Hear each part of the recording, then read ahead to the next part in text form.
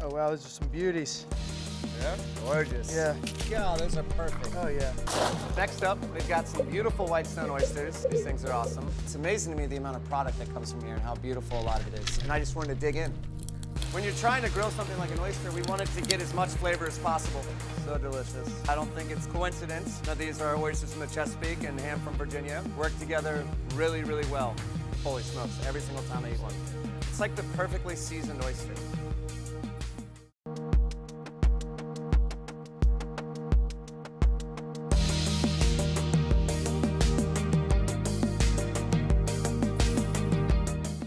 Support for Chefs Afield Good Catch is provided by Blue Apron and by Seafood Nutrition Partnership, the Soy Aquaculture Alliance, and the Global Aquaculture Alliance. That's a good oyster. Yeah. That's good. This is a beautiful product. It came out of this body of water. It's 45 minutes away. Like, pay attention to that. Nothing kind of reflects their environment, I think, more than an oyster. And I mean, obviously they're delicious. One of the reasons why I thought oysters would be so great on the menu here is because of the bay and the history that the bay has. The Chesapeake Bay, which is the most amazing body of water in America as far as I'm concerned. The Atlantic Ocean sitting right outside it. That wonderful little spit of land's eastern shore. And there's all these different ecosystems and environments that are actually all relatively really close. I wanted to grow an oyster that was different. If you flip it over, you have this wonderful oyster to present. The first time I tasted it, I was blown away. I mean, literally like, first time. Just knew exactly like, wow, this is the best oyster that I've had out of the Chesapeake. We really love this state, love this bay. I mean, we love oysters, and it's to see an oyster that we would comfortably put up against pretty much anything else, not in the region, in the world, is really cool.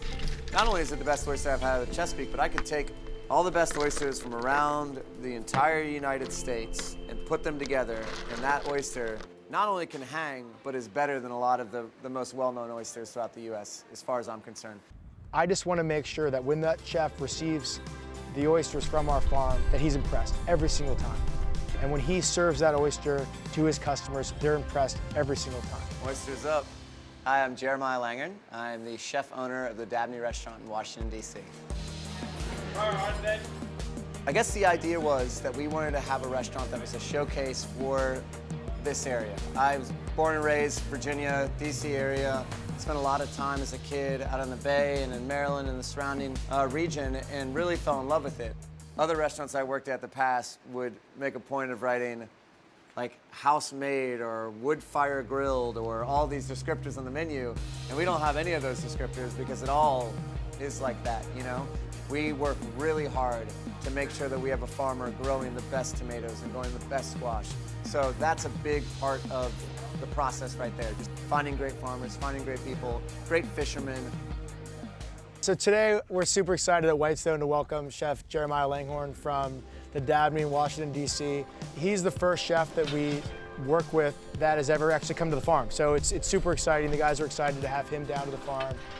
We're going to take him out on the water, show him what it's like to pull up some cages, to pull oysters out for market. What's happening, guys? Yeah, hey, Chef. Hey, how you doing? Good, man. Good to see you. Welcome to White Stone. Thanks. To get out there and touch a cage and to kind of see how things work around here at the most basic level is really cool. We'll start you out with the nursery where the oysters come. We get them usually at about 1 millimeter. Okay. So cool. The small stuff we have, and then we'll work from there. Great. We generally like to keep our smaller oysters here because they need a lot more attention. So many people would trip out if they saw how small oysters were, you know? And these are probably 3 weeks These are a old. little big, right? Yeah, they'll come, you know, That maybe is like, so awesome. Tom actually has a guy count out every one of these in the morning. So there's probably about 35,000 in this one silo here. Yeah. Wow. You know, the fact that that's going to grow, and how long? What's the... Within 12 months, a Okay. majority of them will start to hit market size. All right, so over here, these are oysters that have already been graded today. Oh, wow. These are like your 9 millimeter plus size. And every place is different, but in general, the lower the density that you have per cage, the better the oysters grow. Yep. There's more food per square inch, I guess, for each one of Free these range guys. oysters? Yeah, they're free range. That low density is what makes our oyster look the way it is. They're out in those waves all day. You want to load up one of these bags with oysters? Yeah. Cool. So what's the technique here? I know Phil's been doing this for what, Yeah, 3 give me a days now? give me a lesson. So you kind of, it's a little easier to kind of just scoop them in, Okay. turn this up, you know, they'll kind of float around. Yeah, I get on the guys a lot about. They'll It's so, suck through there. it's so and then, easy they're, to then get- they truly are free range oysters. They are free range. And it's really bad when Finding you're doing Nemo this their way with home. really small oysters. You can lose 100,000 oysters out of Yeah, I a float, bet. No problem. That's wild. These guys are a little easier to keep track of. It's right about 1 liter. We're good? All right, Great. I can roll. Fill her up, Phil. Chef, you want to see where we're putting these guys out on the bay? Yo, man, I'd love to check it out. Let's go for a Let's little do ride. it. We're going to pull up some cages to pull oysters out for market. And then once we bring those back, show him what it's like for the guys to pick off the oysters that are going to go to his restaurant. We don't just pick any oyster. We make sure the best oysters are going to leave and go up to his restaurant in DC. I don't get out nearly as much as I'd like to. And we do get out to farms quite often, but getting out on the water, getting out to an oyster farm is a whole different thing. So just pulling up and seeing the water, absolutely incredible. I love it. It makes me happy. I don't think there's many people out there that don't love to be by the water, be by the ocean. All right, Chef, after you. Right? Fish. Yeah, buddy. Water dog.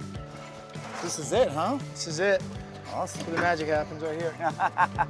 What's really unique about this place is the geography, and in a very short distance, you'll see here now, we'll be on the bay in a couple minutes. Right. So we have full exposure, which is what we're really looking for, is that big open water. Well, the environment is what's kind of causing the flavor in the oyster, right? Absolutely. Awesome. I wanted to grow an oyster that is very different than the majority of the oysters you're eating today. White Stone grows oysters on the Chesapeake Bay proper in big open water on the surface. There were some people who were like, you guys want to do what? You guys want to grow oysters in cages and you want to put them at the top of the water on the Chesapeake Bay? You are insane. And there were some other guys that were like, that just may be crazy enough to work. All right, so we're coming here into North Point, Chef, and this is our second lease that we just put down this year. These cages get worked more than any other cages we have. And that's a good thing for shaping the oysters, yeah? Absolutely. Yep. This is so cool to see all of them lined up like this. It's awesome. What we're doing here in a floating cage is you're putting it closer to the surface of the water where there's more food available. And by putting it out on the Chesapeake Bay, more and more food is just being passed through these oysters that could possibly happen inside of a creek or on a river. They're getting the best food they can. They're getting all sorts of different algae. With this oyster cage, then you start attracting kind of every level of the food chain, and you'll see underneath of these cages, there will be just fish just hanging out. You see more crabs, you see more, like Phil's saying, more fish, to the point where some of the guys will just grab a fish with their bare hands, throw it in a bucket and take it home. That's awesome. Tom, you want to come into the fourth cage coming down the line here? Yeah. Cool, it's good right there. So if you want to aim for that far corner right here, and what we're going to do is flip this pontoon up. So we're going to give it a 1, 2, 3. There we go. And this has 6 of our bags that you saw us put our seed in. We'll open the doors like this. Pull it back great. out. Oh wow, those are some beauties. Yeah? Gorgeous. Yeah, these are almost too good to go to the Dabney. These may be coming home with me. That's what I thought. Pulling up the oyster cage, I had a couple of thoughts in my mind. One of them was, am I strong enough to actually pull this oyster cage up? Just the excitement of seeing exactly how this looked coming out of the water, you know? And it was really kind of mind-blowing to me. I almost, for some reason, even though I knew better, was expecting something uglier. I was expecting something a little rougher, and it just came out in this pristine, wonderful way that we always get them in. It wasn't covered in mud, it wasn't filthy, you know, it was really cool to see. Throw them on here and look at them like this sometimes. Oh, man. So you can see. Yeah, those are perfect. Oh yeah, Well, we're trying. So We're ready to go. absolutely. Cool. Grab a bag. You guys want to open a few on the boat? Yeah, Pull it straight up. show me the way. Pulls it straight up. And this time of year too, we're having a little bit more growth on there. See that algae and stuff? Yep. We don't see that all the time. Well, they're Snaggletooth I shaped mean, look at tunnel. that. That's crazy. And what we're really out to accomplish is when you see a an outside rings that are very consistent. Yep. You know, we're really after that. And then we really want that cup to be deep. And we also want the top of the shell to be really deep. Yeah, and on the one top. thing that I've noticed with you guys that makes me very happy, that's just wonderful because it automatically lets me know that I'm going to be getting a really plump, you know, very meaty oyster. Is just Right. this, just seeing that is incredible, you know, and the Absolutely. fact that it's not just this wafer. So do you want to you want to get into Can we some? rinse some of these things out and shuck them up or what? Let's do it. There's a predominant way, kind of out of Baltimore, some people down here, of going through the front of the oyster rather than, you know, a lot of traditional The hinge, guys. They'll yeah. have a knife, they'll go in the hinge. When I first saw you do it, it was mind-blowing to me. You know, I was used to going through the hinge myself and then watching that it looks like magic. It's Yeah. really awesome. You know that the oyster is only attached to the shell at one point, and that's the adductor muscle right here and here. It's one muscle that goes through the top and bottom of the oyster. So on this stab here, trying to get in between these lips. And you're sitting below you've you know, sat below the oyster, so you Yeah. haven't punctured it at all. So you which can is great. see the shell and the meat right there. That's the adductor muscle, and all I've really done is take that off the bottom shell. And then I like this because you can see the top and keep it super clean rather than if you're going through the hinge. And we always flip them at the restaurant. I love that. Yeah. Show that It does. beautiful. It sits up nice and pretty, and it kind of slides out a little bit easier too. 'Cause sometimes you see people with the oysters like all the It's way like my above their number one head. pet peeve. Having oysters hit you in the face when you're sitting in a restaurant trying to eat, not leave the shell. Yeah. Not fun. So yeah, it sits up there nice and fat in the shell. There you go. Beautiful oyster. First of all, I love this shucking technique. So if you look into it and you look at how deep it is, and you look at the tight kind of, that clean, beautiful, plump, sweet oyster. It looks like somebody already custom went in here and broke this down and put a perfect portion in it for us to serve to a guest, you know? Right. Which is great. What is wild where we are, this shell will just get nicked off in one nor'easter. Really? Yeah. So you guys like seeing a storm come in sometimes then? Absolutely. I love it. If I'm on the road and I'm like receiving oysters from the farm and I know there was a storm, I get excited because it looks like someone took a toothbrush to every single oyster. That's awesome. I mean, having nature work Yeah. with you that way is wonderful. Yeah. You know, that's one of the things that I really love about these oysters is that the flavor is so good. You have this wonderful balance of brininess, sweetness. You have these little vegetal notes that are in there. Tasting those oysters out there, they had a different taste, you know, and I'm sure it had a lot to do with the warmth of the water and them coming directly out of the water and still having some of that ocean water on the outside of the shell as I was eating them. They had a really cool, unique flavor that I hadn't really noticed, and it just showed how dynamic they are, and it was really fun to see. One of my favorite tricks to do is give this oyster to people who think that they know oysters and not tell them where it's from or where it comes from. Everybody always thinks that it's like from the Pacific Northwest or if it's from, because they think of more, you know, Like cucumber. yeah, they think of Kushis, or they think of Kumamotos, or they think of, you know, they have that kind of hallmark of what are traditionally very, you know, high-end, very expensive oysters that people buy all, you know, all the time. When I tell them that's a Chesapeake oyster, it's always a surprise to them because they're used to, you know, they have this one kind of like idea in their mind of what a Chesapeake oyster looks like, you know? Oh, that's very interesting to hear that.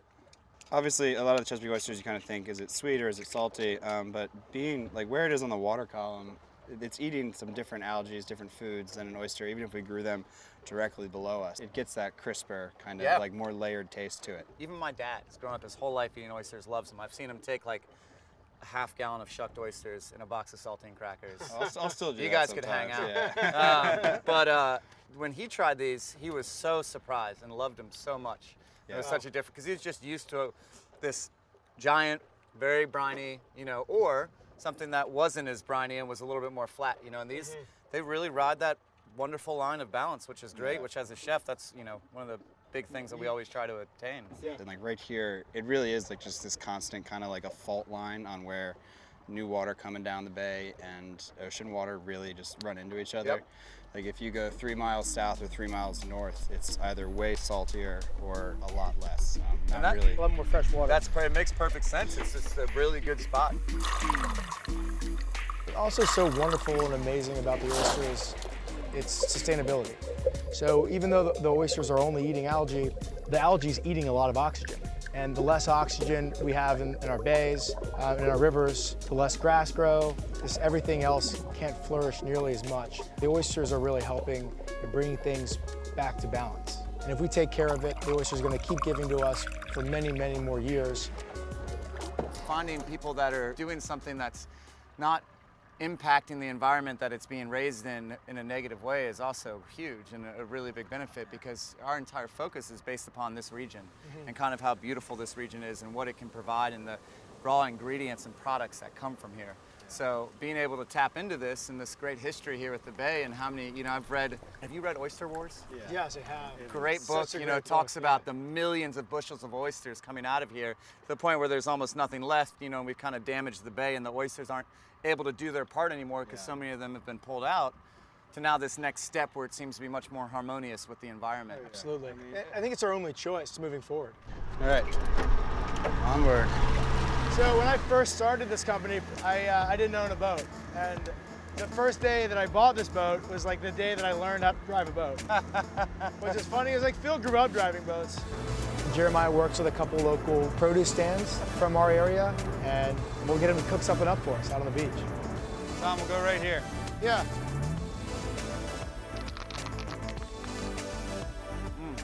That's a good oyster. That's good.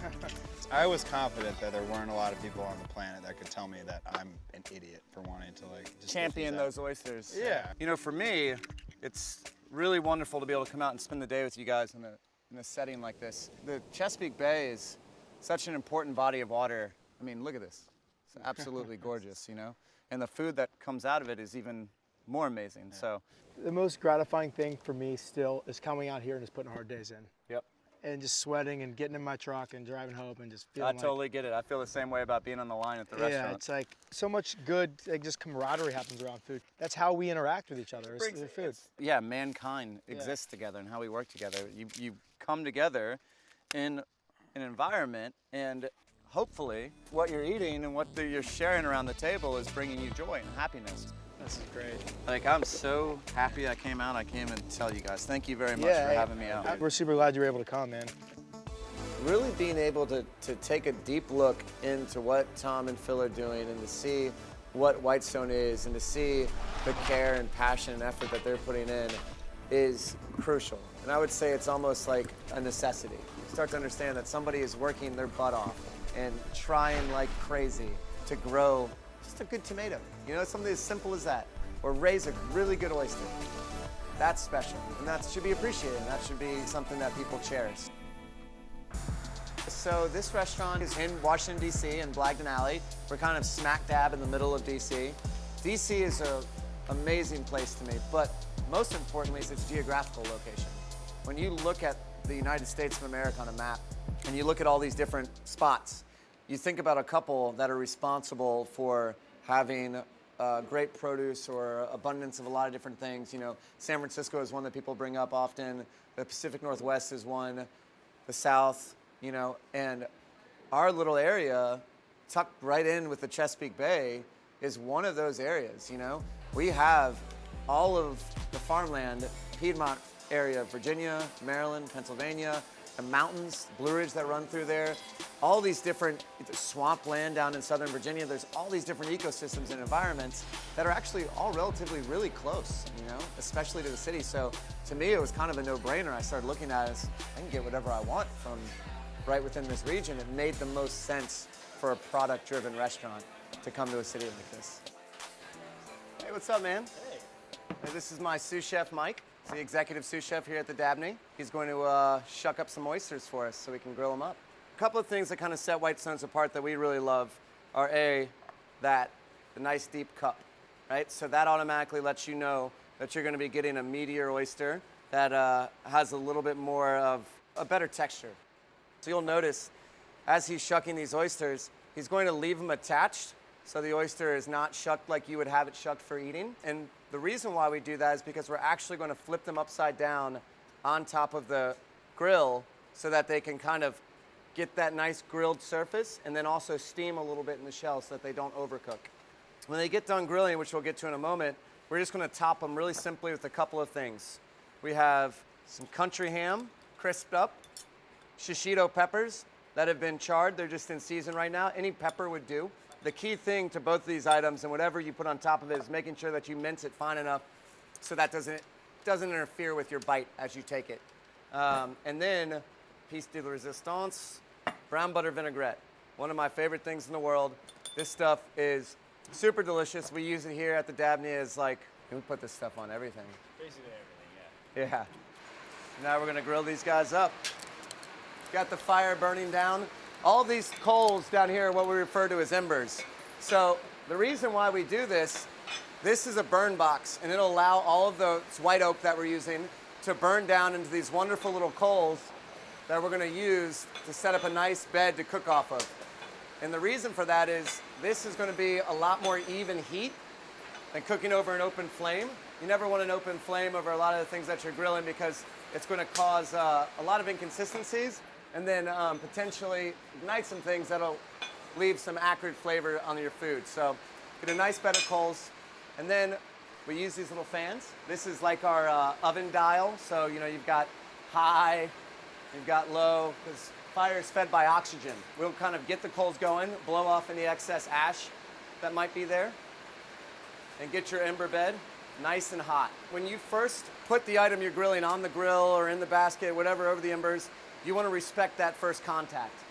If you put it down and then start to shake it or move it or touch it or mess with it in any way, you're going to have a problem and something's going to go wrong. When you're trying to grill something like an oyster, we want it to get as much flavor as possible. So getting the oyster as close to the coals as we can is going to be paramount in achieving that flavor that we want to look for. Drop these guys right in here. And you see how we're dropping them upside down like that? That allows us to have that wonderful little, it creates a little oven. You'll see the oyster start to seize up a little bit, and that's what we're looking for. You just want to make sure that doesn't go too far. We really like to make sure that we keep that good texture intact. So see how it almost looks raw? It's glistening a little bit more and it's tightened up, and some of that excess seawater is no longer in there, right? So now we just have concentrated oyster flavor with a little bit of that nice grill smoky flavor on it as well. So we're gonna take a small amount of our grilled shishito pepper, a little bit of our country ham, just a couple pieces, right? We want people to be able to have it in one bite. And then the brown butter vinaigrette, so delicious. Just a little squeeze of lemon, balance it out. Beautiful grilled oyster. These really are a lot of fun, super delicious, new way to serve it. And you can do this whatever you like. If you want chorizo and if you want, some minced jalapeno or whatever you're interested in, you can put on here. These guys are just a great vessel for all kinds of flavors. Try one of these bad boys. Oysters up. Cheers. Oh, man.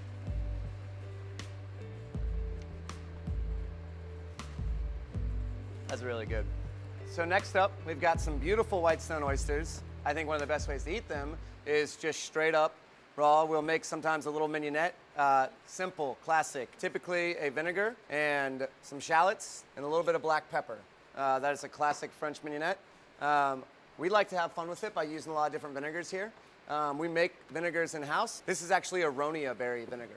So it's a nice fruity vinegar. It'll play well with the sharp shallots and be kind of a fun pairing for the oyster. For the mignonette, you just want to take your shallot, cut it up, and we're just going to mince it. Very, very simple. And you can make this just a couple minutes before. If you make it too far in advance, the shallot might become a little too aggressive or strong within the mignonette. Just the idea is that you get something that is not going to interrupt the act of eating the oyster. So we're just going to give that a little bit of a stir. Let that sit. Help Mike shuck a couple of these oysters. So when it comes to shucking the oyster, this is something that the White Stone guys actually, Phil taught me. Most people will open an oyster from the back, right? So with these guys, it's great to be able to go in from the front near the bill, and you can just start to work into that little crevice, right? Where the oyster is. And pretty easily, you can feel the knife go in. So you can use it to kind of open the shell a little bit, and then you want to scrape your knife along the top and make sure that you keep that pressure along the top lid so that you're not disturbing the oyster, right? You don't want to cut into it. Everybody's seen a badly shucked oyster that's scrambled, and that's no fun. So there's your oyster. I always like to detach the oyster, make sure it doesn't fall down and hit somebody in the face when they're trying to eat it. And then if you flip it over, you have this wonderful oyster to present. It's meaty, plump, has nice clear liquid in it, looks super juicy, nice pretty gill. It's a really great oyster, a lot of fun. All right, so here you have it. Got our fresh shucked white stone oysters. our Aronia berry vinegar mignonette. Mikey, grab an oyster. Here. Cheers. Holy smokes, every single time I eat one. Good, yeah. They've got this great, it's like the perfectly seasoned oyster. It's like, for me, at least for my palate, it's in tune with the way that nature has set up this oyster. That's like, if an oyster was completely blank like that squash and I were seasoning it, I would season it to that salinity level. So for me, it doesn't get better than that. 30. At the end of the day, I own a restaurant and I serve guests and I want them to be happy and I want to give them the highest quality, best tasting food I can every night. When I think about the lady growing the apples and the guys raising the oysters and the people growing the corn and all of those different families and all those different communities being tied together and brought out through this restaurant, and that makes me happy and that kind of nourishes me. Experience more. Visit us at chefsafield.com. Stay up to date on all of our adventures. Follow us on social media at Chefs Afield.